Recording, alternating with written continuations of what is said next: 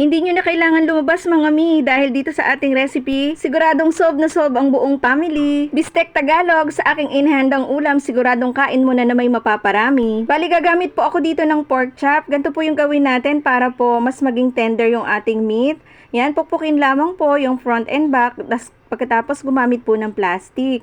At pagkatapos po gumawa po ako ng sauce para po ala style barbecue. Ipapahid po natin yan sa ating pork chop.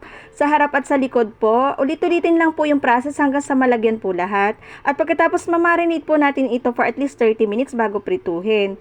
Nagpainit na rin po ako ng kawali at mantika. Sa mahinang apoy lang po. Ayan, nag-start na po ako magprito.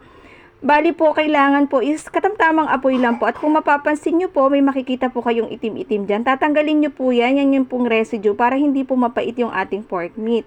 At para naman po sa sauce, sa another pan po is naglagay po ako ng butter na may konting pong oil. Syempre, para hindi po agad masunog yung butter, igisa na po natin yung bawang at sibuyas.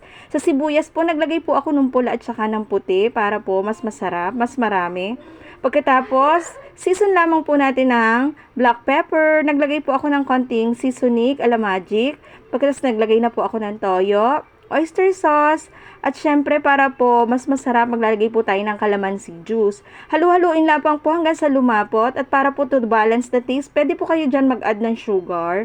At ayan, maglalagay na po tayo ng garnish. Maglalagay po tayo dyan ng white onions at saka po ng spring onions. At ayan, ready to serve na po ito. Siguradong papatok to sa family mo, kaya try mo na to. Salamat po sa panonood. Sana nagustuhan niyo po itong aking for today's easy pork recipe. Bye-bye!